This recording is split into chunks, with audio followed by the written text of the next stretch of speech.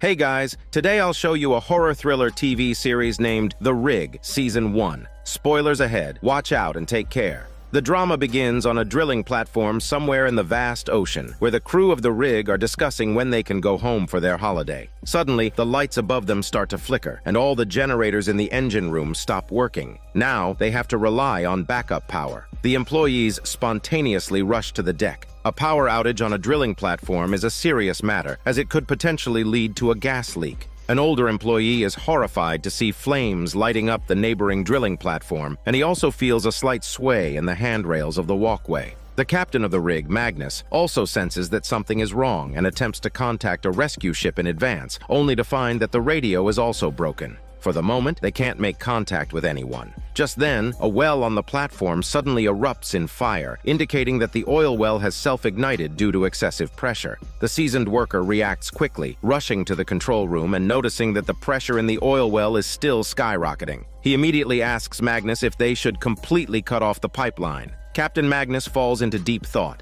If he does this, it will completely block the passage to the mainland, causing losses that could amount to tens of thousands per minute. He watches the steadily rising pressure gauge and finally issues the order to cut off the pipeline. The old worker immediately complies. The flame burning in the pipeline surges into the sky, then gradually weakens and finally extinguishes. They've survived this crisis, but they must find the cause of the malfunction as soon as possible. After all, working on a deep-sea platform is like playing with fire. The slightest carelessness could lead to irreversible consequences. Just as everyone is preparing to retreat to the workroom, the entire platform suddenly shakes violently, as if it's about to sink into the sea. The workers grip the railings tightly. Fortunately, the violent shaking stops soon after. But before they can even breathe a sigh of relief, they witness an incredibly terrifying sight. A dense gray fog is rapidly approaching, swiftly engulfing the neighboring platform and the rescue ship. Before long, they find themselves enveloped in thick fog. Having worked at sea for many years, they've never encountered such strange fog, with visibility less than a meter. Thankfully, the electricity has been restored by this point.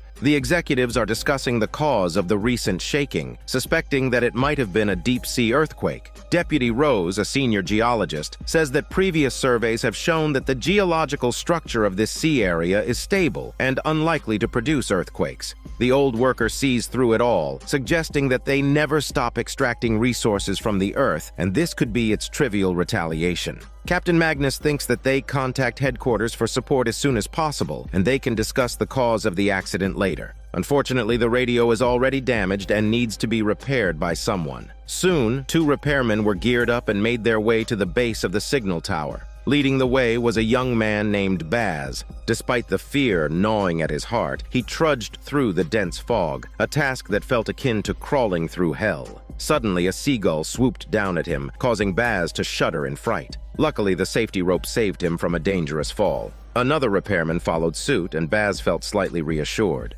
Eventually, they reached the top of the signal tower. The second repairman is the radio and communications officer named Fulmer, who managed to fix the signal tower after working for a while. However, as Baz was packing up to descend, he discovered a bird lying dead on the deck for no apparent reason. Suddenly, a horrifying scene followed. Baz fell right off the top of the tower. Upon hearing the news, the platform's medical staff rushed to the deck. They checked Baz's pulse and found signs of life. He was rushed to the medical room. The primary doctor assessed his injuries. Aside from obvious spinal damage, his internal organs were severely hurt. Given the current medical resources, saving Baz seemed impossible. The only solution was to airlift him to a hospital. However, with the thick fog making flying conditions unfavorable, Baz's fate hung in the balance. Filled with guilt, Fulmer blamed himself for not taking better care of Baz. Adding to his concerns, despite the repaired communication equipment, there was no response from headquarters after numerous attempts. To make things worse, Rose discovered that not only their oil well, but all the oil wells in the entire area had been shut down. This is an unprecedented situation.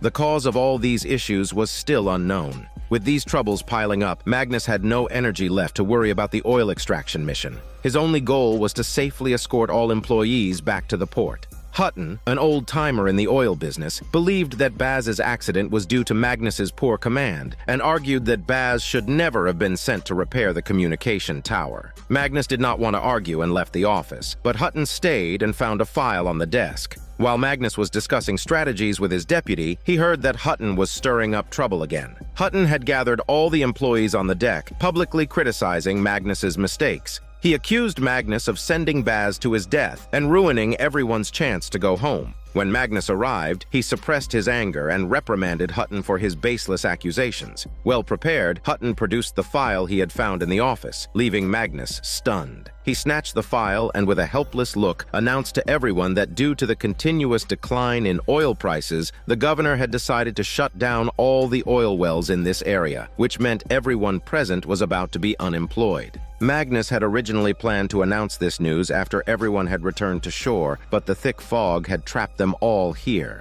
Just then, large flakes of something started falling from the sky. At first, everyone thought it was snow, but upon closer inspection, they found it was black material like burning ash. Everyone was left stunned, staring at the sky, wondering where this substance had come from. But then, something even stranger happened. Baz, who was severely injured and at death's door, miraculously walked onto the platform, mumbling incoherently. The doctor immediately assisted Baz back to the medical room. After an examination, the doctor found that Baz's injuries had significantly improved. Deputy Rose asked Baz what had happened on the tower, but Baz couldn't remember anything. He said his mind had been filled with noise and he seemed to have seen something in the fog. Baz became more agitated as he spoke, repeatedly muttering, "It's coming!" The doctor calmed him down and asked what was coming. Baz spoke of a terrifying wave before falling asleep under the influence of a sedative. The doctor and Rose outside the door wore worried expressions. Baz's condition was incredibly irregular. His injuries couldn't possibly have healed so quickly. The other employees were also full of concerns. Now, the impending unemployment was the last thing on their minds. All they wished for was to escape from this eerie place as soon as possible. Suddenly, rhythmic lights flashed across the sea. It was a rescue ship sending a message. A mustached employee was assigned to receive the signal on the deck. The strange ash was still falling from the sky, making him incredibly tense. With the help of his sensitive mustache, he observed the frequency of the rescue ship's flashing light, recording it on his arm. Soon, the communication was translated. The rescue ship was repeatedly sending a request for support. Magnus immediately had a response sent, setting up a signal that would allow the rescue ship and the drilling platform to dock. Next, he had to consider how to get the employees back to the port. However, Deputy Rose refused outright. The platform was currently risk-free, so why evacuate the personnel? They should be thinking about resuming work as soon as possible. Magnus thought it over. The rescue ship might not be safe either. They should first understand the situation clearly. As the person in charge, Magnus had to consider all potential crises. He then found the chef, instructing him to continue preparing dinner as usual. If the situation didn't improve by tomorrow, they would have to reduce the food portions. What he didn't anticipate was that an accident would happen so soon. After replying to the rescue ship's message on the deck, the mustached man suddenly felt intense pain. He immediately went to the medical room, but unfortunately the doctor wasn't there. He had no choice but to take some disinfectant, planning to clean his dirty body thoroughly. He felt there was something wrong with the ash floating in the air. As he was getting undressed, a glob of black liquid was flung out. The mustached man became even more anxious and began frantically washing off the stains, only to start bleeding from various parts of his body. He felt weaker and weaker until his consciousness began to blur. Meanwhile, Rose had finished collecting ash samples. Even though she was a geologist, she couldn't determine the composition and cause of the ash just by looking. A geological analysis was necessary for further study. On the other side, Baz, who had been unconscious, suddenly woke up. He found that his condition had improved significantly. He removed the bandage on his hand. The wound that had been bleeding had surprisingly healed. Baz was stunned by his condition. Using the reflection from a utensil, he examined his eyes and found that the injury in his right eye had healed. However, 2 exaggerated eye circles looked particularly fierce. Baz suddenly felt another wave approaching. After a long time, he returned to normal. He became scared and just wanted to get out of this ghostly place as soon as possible. His only hope of escape was the helipad outside. Unexpectedly, he suddenly felt a severe pain in his mouth, and a tooth naturally fell out. Baz opened his eyes wide in terror, not knowing what mysterious power the eerie fog contained. As he panicked in the control room, the old employee walked in to flex his white beard. Seeing the terrified Baz, the old man tried to reassure him that once he is back in the city, the hospital will be able to cure all his ailments. Baz, however, was in a bad state. He could constantly hear strange noises and suddenly saw a vision of the old man dying horribly. Terrified, he sprinted out of the control room, leaving a spiral mark on the glass. The old man, puzzled by the mark, worried that Baz might have an accident given his current state. So he plunged into the fog with his flashlight to find him. In a corridor, he bumped into Fulmer, who was also searching for someone. It turned out that just 10 minutes prior, Hutton had challenged the authority of the boss and was locked in a room for reflection. However, after seeing the signal from the rescue ship, Hutton escaped through a window facing the sea. Fulmer suspected he was planning to escape on a lifeboat, so he started checking each one. Unfortunately, he cut his palm while closing a hatch. Despite the unknown ash still floating in the air, Fulmer disregarded it and continued his search, unaware that Hutton had already reached the control room. Hutton, however, didn't plan to escape alone. He intended to leave with all the crew members. The rescue ship nearby was their hope. Following the operation manual, he sent an emergency rescue message to the rescue ship. When the flickering signal light was discovered, everyone rushed towards the control room, but it was too late. The rescue ship had seen the signal and was speeding towards them. Magnus was livid by that. With the situation unclear, boarding the rescue ship might be even more dangerous, but Hutton insisted that staying on the platform was a sure death sentence. Without further explanation, Magnus used the broadcast system to cancel the emergency evacuation order, instructing everyone to stay inside the platform and await further instructions. Everyone was furious, questioning the farce they were being put through. The old man, however, did not obey the order and continued searching for Baz. He finally found him on the lower deck. He urged Baz to return with him, but the next moment he was stunned to see the seawater under his feet glowing blue. Baz, seemingly a different person, kept repeating, "I can see it." The old man was puzzled, asking what he saw. Baz responded, "Life that originates from water." The old man was getting anxious because the rescue ship was coming, but Baz resisted, holding on tight to the old man's clothes. Strangely, the old man started to cough up water. Just then, the rescue ship sped towards them. At the moment of impact, it made a beautiful tail swing, splashing a lot of water, then turned and sailed in another direction. The crew was perplexed, wondering if the rescue ship had abandoned them. At that moment, on the lower deck, someone had already discovered the unconscious old man, but Baz was nowhere to be found. Magnus was desperately performing CPR, but sadly he couldn't save the old man's life. The doctor looked astonished. The cause of the old man's death was drowning, even though he hadn't even touched seawater. Magnus didn't concern himself with that. He was filled with grief. The old man was his longest-serving employee, always diligent and dedicated. Little did he expect, the old man wasn't the only person to die that night. On the platform, a waitress in the dorm cafeteria found that the mustached employee who had sent the signal to the rescue ship on the deck earlier had suddenly died in his own bathroom. His tattoos were all seeping large amounts of blood, and the doctor judged that he died from shock due to blood loss. In Baz's room, they found his fallen gold tooth. These bizarre accidents inevitably made people think of the ash in the white fog. Rose began to examine its composition, but even after observing it for a while, she found nothing special until she had a sudden idea and dripped a drop of fresh blood into the sample. To her horror, she found that a large amount of organic life was separating from the ashes and starting to attach to the blood. The ash was just their temporary carrier, like parasites. These life forms were constantly looking for new hosts, repairing damage and clearing all impurities. This explained why Baz's injuries recovered overnight and why his gold tooth fell out on its own. However, the unknown creature's transmission route couldn't be determined. Everyone was chilled by the revelation. They had never seen such strange creatures, and the greatest fear of humanity is the unknown. At this moment, Baz was sitting on the deck, looking at the glowing bodies in the seawater. The scene of the seabed collapsing flashed in his mind again. It must be the mysterious organisms transmitting information in their unique way. Perhaps a greater disaster was about to strike. The thing that concerned the other crew the most was whether they had been infected or not. Rose said that before the infection route was determined, potential infectees must be isolated. Fulmer had been exposed to the ash and his palm was injured, so he became a key observation target. All they could do now was wait quietly. Not much later, everyone's eyes lit up.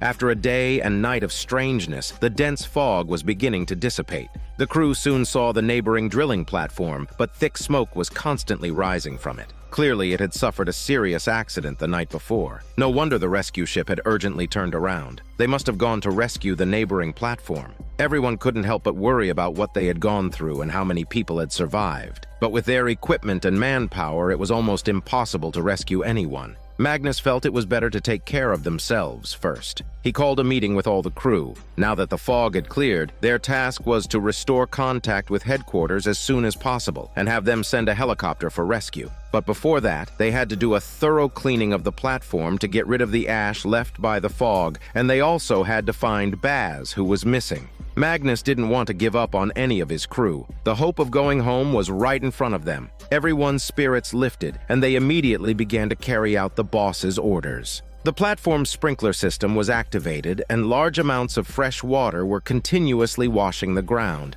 At this time, Baz was hiding in a corner, feeling the cool drops of water. It felt like he was back in his mother's arms. But little did he know the crew members were geared up and ordered to look for him. Although the drilling platform was built in the deep sea, its actual area was astonishingly large. Finding one person was going to be a significant challenge. Groups of employees started heading to every corner of the platform. Magnus sat in the control room, keeping an eye on the surveillance screens. Unfortunately, not every area was equipped with a camera. Despite this, Magnus was filled with concern. He felt that the recent events were too bizarre, especially the unknown ash creature. Rose tried to reassure him, suggesting that the mystery might not be so hard to explain. She said the oil they were extracting is made from ancient organisms. During the initial exploration of this sea area, they even found a fossil. The spores inside it were very similar to the ash creature. The fossil dates back to the late Permian period, about 300 million years ago. At that time, the Earth experienced a massive extinction, with 90% of terrestrial life dying out. The cause of this disaster remains a mystery. Rose speculated that they might have accidentally awakened this spore organism from the Permian era during our oil extraction. Magnus shivered at this thought. He didn't want to admit that he might be the cause of a world-ending disaster. So he turned the tables, trying to reassure Rose by saying that the ocean is the most mysterious entity on Earth, and it's normal to encounter unexplainable phenomena. He even revealed that a few years ago, 9 million tons of seaweed sprouted overnight in the Caribbean Sea, blocking all the shipping lanes and bays. That was also an unsolved mystery. But Magnus had no idea that another unexplainable, bizarre phenomenon was occurring on the drilling platform where he worked. Baz, hiding in the warehouse, waved his hand gently, causing a faint blue glow to appear on the surface of the oil. As he was pondering this strange occurrence, the warehouse door was opened. A worker named Garrow walked in. He was also looking for Baz, but quickly noticed the organisms floating on the oil. As he was about to call his companions, Baz rushed out. Not long after, 2 more workers ran in, only to find Garrow lying on the floor, wailing in pain. He claimed that Baz had attacked him, but his demeanor was somewhat odd. The workers also noticed the organisms floating on the oil. They weren't alone. Other workers looking for Baz had also spotted plants growing on the oil. Suddenly, the drilling platform started trembling again. This time, everyone was prepared and managed to stabilize themselves quickly. However, Hutton noticed something was off with Garrow. He asked him to show his palms, and to their surprise, Garrow's dentures had also fallen out. It was clear that he had been infected by the parasite. He then disappeared in a flash. When the unexplainable trembling stopped, nobody felt relieved. They were shocked at the rapid transmission ability of the unknown organism. In just a few minutes, Garrow had become a new host. After a head count, they realized that the cafeteria waitress was also missing. Someone said they had just seen her in the mud pit room. Hutton cursed under his breath and rushed after her with a flashlight. Meanwhile, the waitress was walking on the oil, which was now covered in plants. She soon encountered Baz, who was desperately searching for something. He claimed that his senses were becoming increasingly clear and that he had gained billions of years of memories. The waitress tried to persuade him not to harm their colleagues anymore. Baz reassured her that he hadn't killed the old man. Then, he cryptically stated that everything was going to die, and he had to prevent the disaster from happening. Since he was infected by the parasite, Baz can sense the end of the world is imminent. But it is still unclear whether this is just an illusion created by the mysterious creature. A large-scale collapse begins at the ocean floor, and a towering tsunami sweeps in. Baz realizes that he must figure out a way to prevent all this from happening. His companions on the side want to persuade more people to join the action, but their crazy talk scares the waitress, who keeps retreating. Suddenly, a bright light flashes. The two men are frightened and quickly hide. It turns out that the relief from the platform has arrived, and the poor waitress is finally rescued. Just as Magnus is about to breathe a sigh of relief, he finds that the flame in the stack was extinguished during the recent tremors. Its function is to burn off excess gas. If the flame goes out, it will cause condensation water to backflow and cause an explosion. Unfortunately, the automatic ignition system has failed. Now the only solution is to ignite it manually, a surefire suicide mission. Sending anyone would be inappropriate, so as the person in charge, Magnus decides to take up the task. The communications officer Fulmer suddenly says he should do it instead. According to the ignition plan, they need to use a crane to send Fulmer near the stack, then light it with a flare gun. They must keep a safe distance to ensure safety. All employees watch nervously as Magnus directs the operation. When Fulmer has covered half the distance, Magnus immediately calls for him to stop. If he gets too close, he could be burned by the intense fire. Fulmer lifts the gun and gestures. He has no confidence in hitting the target, so he unties the safety rope and steps forward again. Everyone watches nervously until he stops, less than 5 meters from the stack. He then lifts the flare gun and pulls the trigger hard. Seeing Fulmer fall and not get up, all the rescuers rush forward. Fortunately, he had rushed back a distance in time, and his protective suit absorbed most of the heat. Fulmer didn't suffer fatal injuries. The risk was worth it. He successfully ignited the stack and saved the entire platform. But this is only temporary safety. A larger crisis awaits them. Baz again senses a message from the ancient organisms. It turns out that the main pipeline to the seafloor is the root of all disasters and must be completely shut down. But his access is limited, and the two on the scene can't do it alone. Meanwhile, Fulmer's injuries have fully healed. He quickly arrives in Rose's lab, wanting to help her unlock the secrets of the ancient organisms. Rose discovers that these bacteria can communicate with each other through group sensing, perhaps the reason Baz is seeing strange hallucinations. Fulmer is also curious. These bacteria are billions of years old. How did they survive? Rose says that many bacteria fall into a strange sleep, only to be awakened many years later. Fulmer may not have noticed, but unconsciously he is drawing many circular patterns. Just then, the lab's communicator rings. It's Magnus who calls them to the control room. The pressure in the oil well's main pipeline has risen again. Surveillance shows that Baz and Garrow are still opening valves. It seems that they are trying to blow up the platform. Fulmer tries to use the remote control to shut it off, but it's impossible. Going to the control area where Baz is to stop him is unrealistic. They might follow in Garrow's footsteps and be infected by the bacteria in Baz's body. Rose proposes that they launch a submersible to the bottom of the sea and manually close the terminal valve. This can stop the pressure from rising. Meanwhile, in the control area, Baz and Garrow watch the constantly shaking main pipeline with great anxiety. They can only pray that their colleagues can dive to the sea floor in time to close the terminal valve. This turns out to be the risky plan Baz had in mind.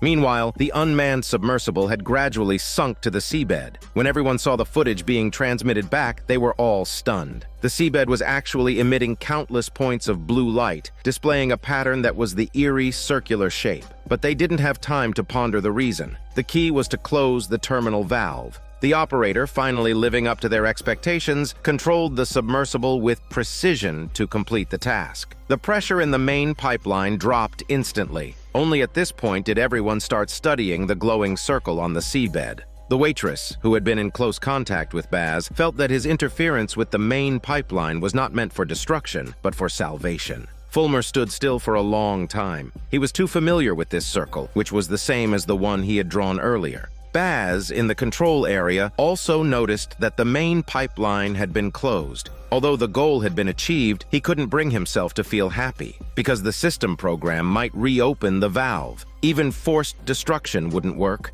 The programming would have to be manually altered to completely block the possibility of the main pipeline opening. And the only person on the platform capable of doing this was Fulmer. The people in the control room were still discussing Baz's goal when they suddenly realized their phones had a signal. The communication network was finally restored. Magnus contacted the Coast Guard immediately, calling for help. Fulmer, on the other hand, opened his computer to look up information on the ring pattern. Many more employees were video chatting with their families. Each of them was doing what they thought was most important. But the results were not satisfactory. Just as Fulmer had found crucial information, the network was cut off again. And Magnus, who was calling for help, only heard the constant cries of despair from the other end before communication was interrupted again. The most desperate was the doctor. Her partner's coastal city was also shrouded in dense fog. The doctor had just wanted to remind her not to go out when the video call was cut off. It turned out that not only their drilling platform, but the coastal cities were also experiencing the same ordeal.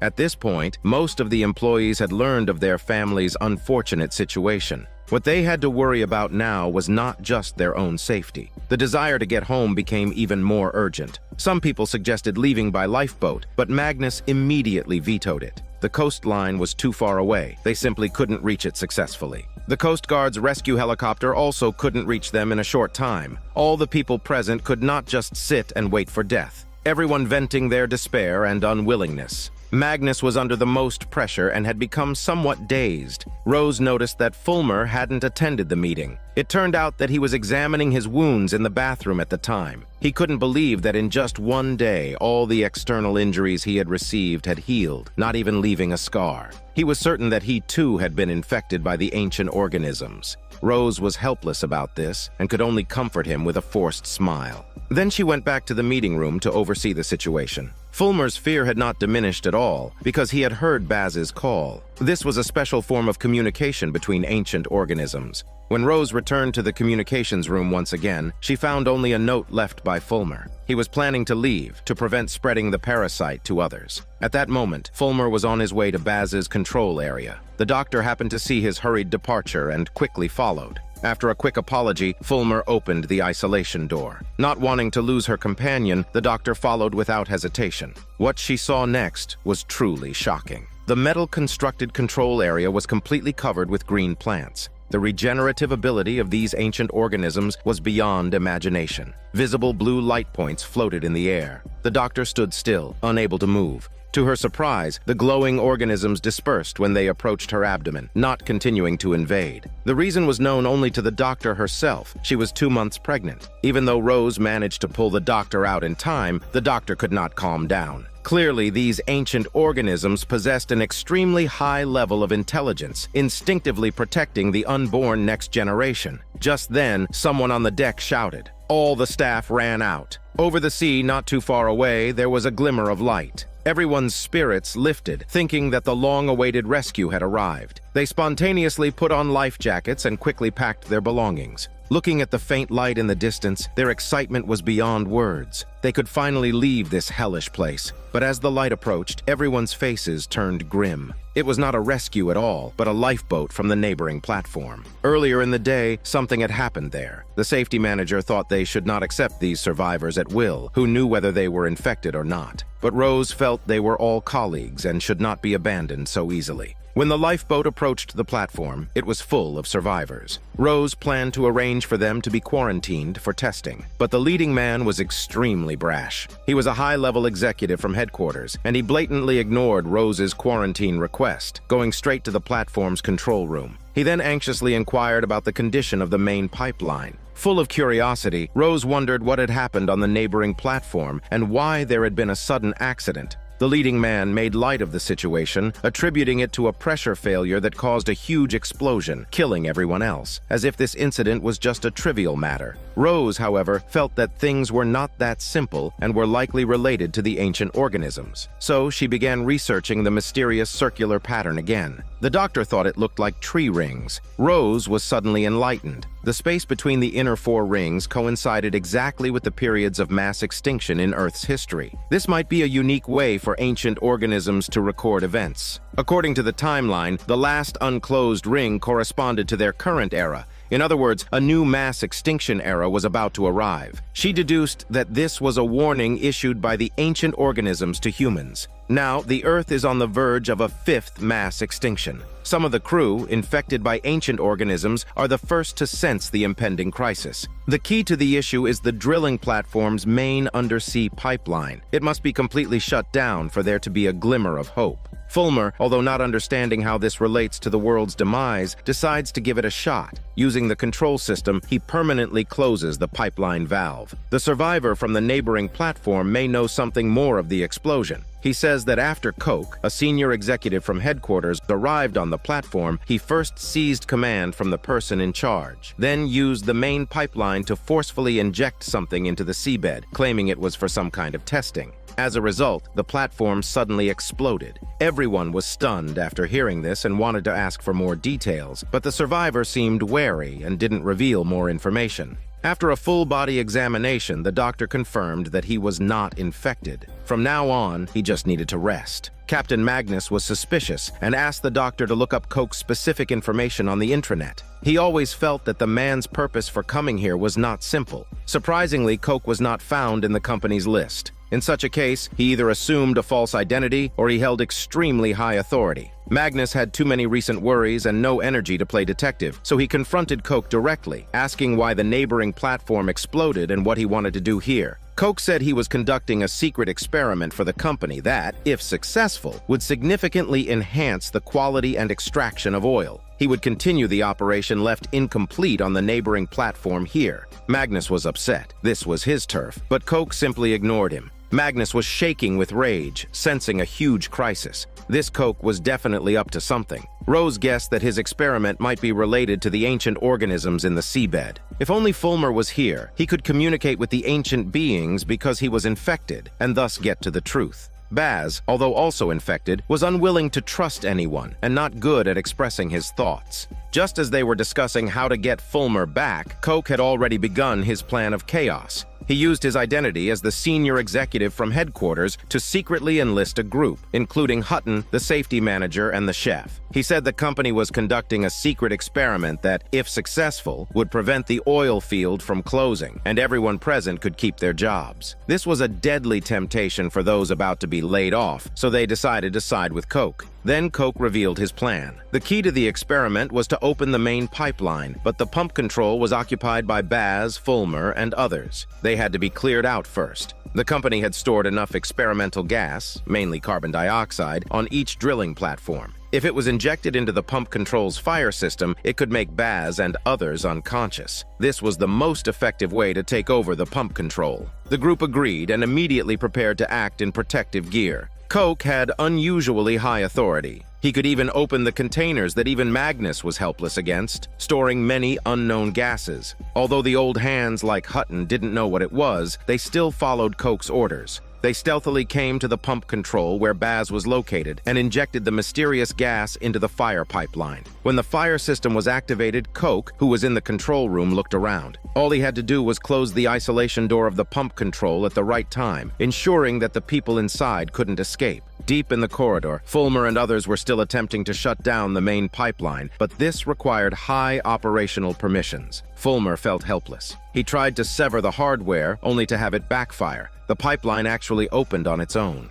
Presumably at the time of the platform's design, there was a strong effort to prevent the main pipeline from being completely closed, as this would cause immeasurable losses for the company. Just then, Baz sensed someone entering the control area. Garrow quickly got up to check the entrance, while Baz kept encouraging Fulmer. Only by closing the main pipeline could the ancient organisms be spared from attack, increasing their friendliness towards humans. If they provoked the creatures, it would bring about a cataclysmic disaster for humanity. The destruction of the neighboring platform was a clear example. They used the experiment as an excuse to pump unknown gases into the seabed via the main pipeline, which resulted in a strong backlash from the ancient organisms and ultimately led to the explosion of the neighboring platform. So, what was the function of this gas? Hutton and a few others quickly provided an answer. After they connected the unknown gas to the fire pipeline and then activated the fire switch, a large amount of unknown gas was sprayed out. Fulmer sensed that something was wrong and hurried towards the door.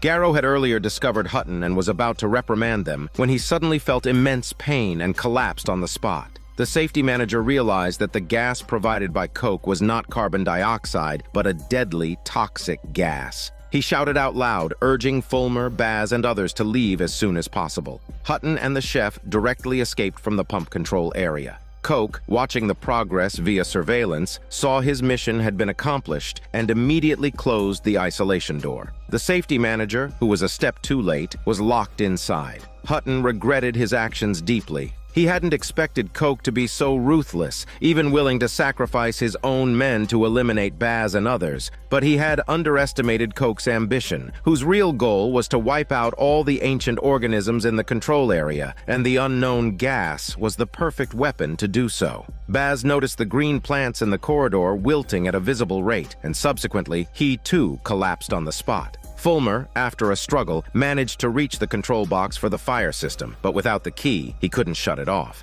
In the end, he too collapsed helplessly. Coke was overjoyed in the control room. He had finally completed the first step of his plan. Unexpectedly, the doctor rushed in. Upon seeing the scene on the surveillance, she realized that Coke was up to no good and immediately summoned Magnus and others. Coke explained that only by exterminating all the ancient organisms could the human crisis be completely averted. Rose, on the contrary, believed that the ancient organisms had survived for hundreds of millions of years, and trying to exterminate them was a fool's dream. Magnus didn't intend to argue, and instead prioritized getting the people out. Unfortunately, he couldn't remotely shut down the fire system either. He had to go to the pump control and manually shut it down. The only thing Magnus could do was open the isolation door. Rose was worried about the safety of Fulmer and others, so she took Hutton's oxygen cylinder and rushed into the control filled with poisonous gas. The first sight she saw was the now dead safety manager, who was sadly just a door away from being rescued. Rose looked in astonishment at the wilted plants.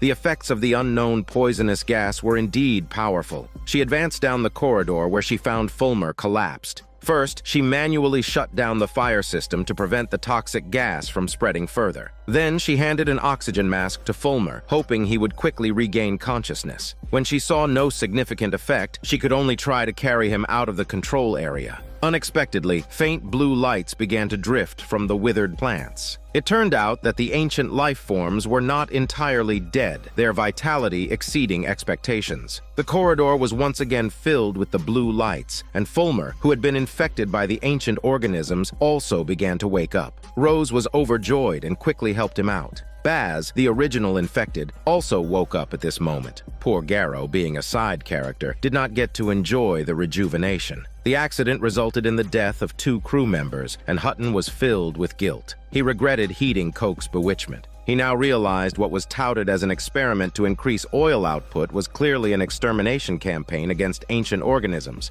Magnus did not blame him. The 2 employees were not killed by Hutton, but by Coke. Instead of wallowing in self-blame, it would be better to stand up and retaliate. Later, in the corridor, Magnus encountered Rose and Fulmer, who had just escaped danger. They all agreed that they had to strip Coke of his command. Otherwise, all the platform's crew would die because of him. So Coke was quickly locked in a separate compartment. Magnus demanded he disclose everything about the ancient organisms. Even if he wouldn't, the other survivors from the neighboring platform could provide a lot of information. Coke looked serious now. He was actually executing a secret order from headquarters to save all human life. At the same time, the infected Baz painfully watched his recently deceased companion full of worries. Coke's absurd behavior had thoroughly enraged the ancient organisms. Even Baz was now rejected by the ancient organisms and completely cut off from them. It wouldn't be long before the real counterattack of the ancient organisms began. Initially, they were neutral, trying to establish contact with humans, the most potent species on Earth, to seek a way to coexist. But Coke, representing the oil company's interests, tried several times to destroy them.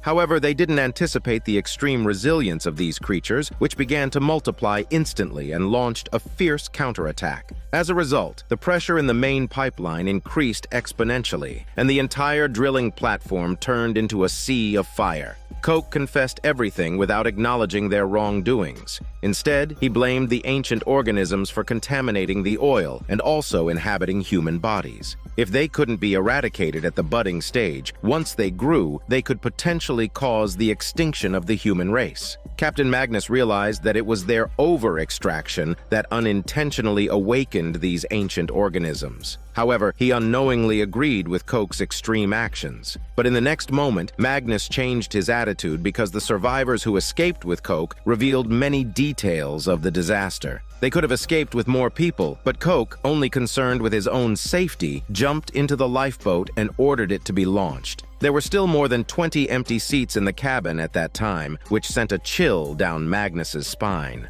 Given Coke's style, the employees on his platform could become sacrificial lambs at any moment. Deputy Rose thought Coke's approach was too extreme. The reproduction ability of the ancient organisms was astonishing, and they possessed a high level of intelligence. Humans should coexist peacefully with them, not stand on opposing sides in a life-and-death struggle. Now, the key lies with Fulmer, who has been infected. At Rose's request, he began trying to establish contact with the ancient organisms, hoping to express a desire for peace. However, what Fulmer sensed was that the ancient organisms were about to trigger a massive underwater landslide. The resulting tsunami could submerge the entire coastal city. This is their attitude now. Because of Coke's continuous attacks, the ancient organisms will launch a mad revenge on humans. Baz felt the dire situation, but he had lost contact with the ancient organisms. He knew everything was over. At that moment, the cracks at the bottom of the ocean began to spread rapidly, and the drilling platform started shaking violently. Luckily, the terrifying shaking soon disappeared, but Magnus felt this was the prelude to the ancient organism's revenge. Now all the crew are hanging by a thread. Magnus was suddenly thrown into a panic. At this point, he couldn't take Rose's advice for peace. He decided to find Coke to hear his plan. After learning of Magnus's concerns, Coke stated that as long as Magnus agreed to use the main pipeline to wipe out the ancient organisms, he could guarantee the safety of the crew because he had already arranged for a rescue helicopter in advance. When Magnus announced this news, he was strongly opposed by most of his men, who believed that this would undoubtedly provoke the ancient organisms again. Even if everyone escaped by plane, they could not prevent the fate of human extinction.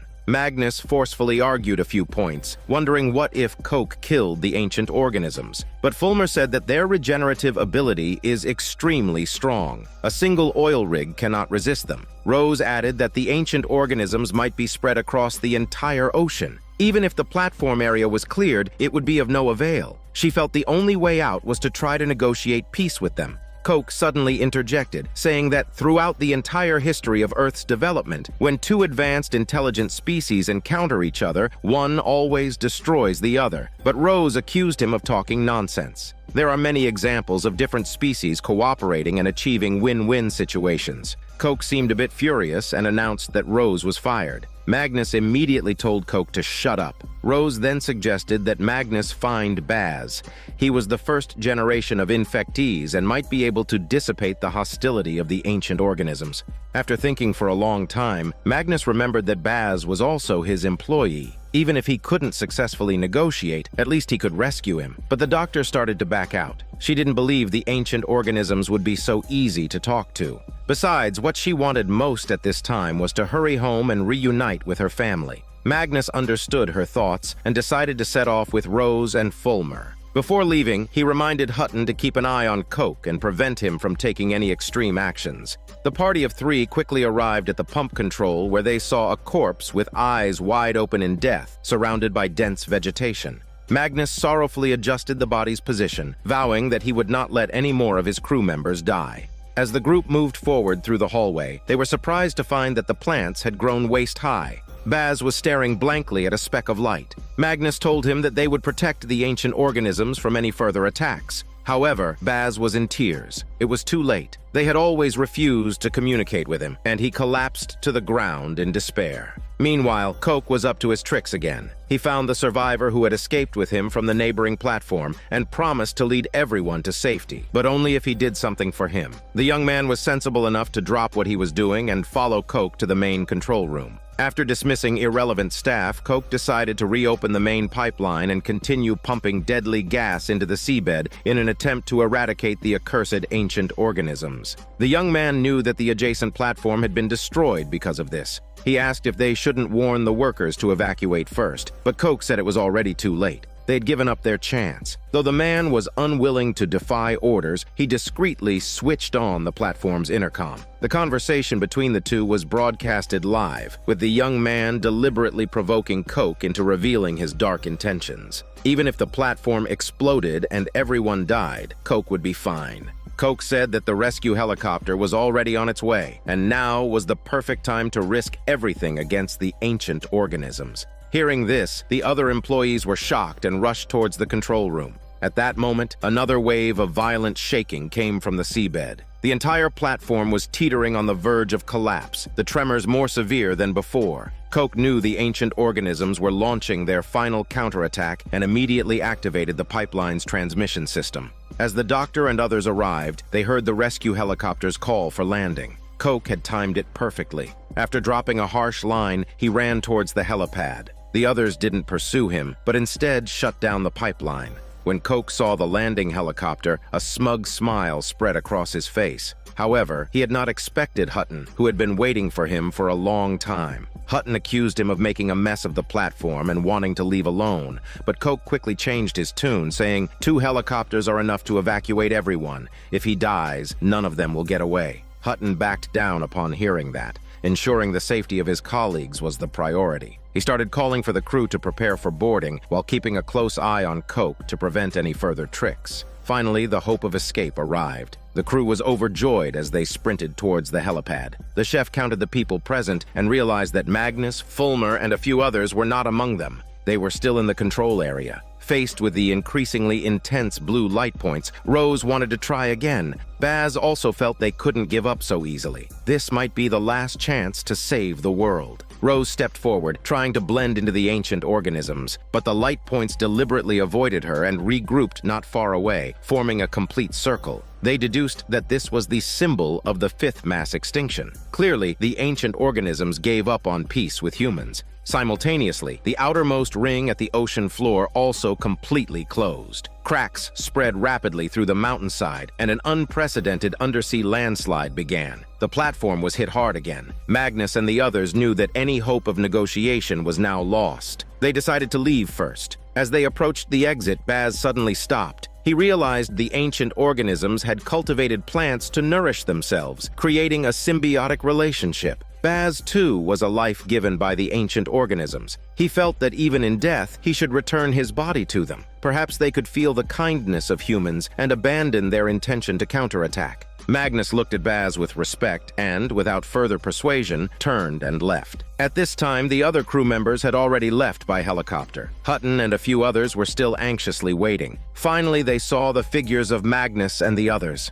However, the next moment, a gigantic wave formed on the horizon. Everyone watched in horror. A super tsunami was coming. Magnus and the others hurriedly boarded the helicopter and successfully took off before the wave hit. Baz, who was still in the control area, walked towards the congregation of light points. His body gradually blended into the light. The next moment, the entire platform was swallowed by the immense wave. When it reappeared, it was reduced to ruins. On the plain, the faces of Magnus and the others were filled with horror, because this was just the beginning. The massive tsunami was heading towards the coast. The doctor, worried for her family, urged the pilot to speed up, but Coke suddenly said the helicopter wasn't taking them home. At first, the others didn't understand what he meant, but when they saw the towering wave, they all showed expressions of despair. In a coastal city apartment, the doctor's partner suddenly felt a slight tremor. She looked out, only to find a massive tsunami was coming. From then on, the people on the plane no longer had a home. With that, the season of this drama concludes. This is Daniel CC Movie Channel. Stay safe and enjoy your day.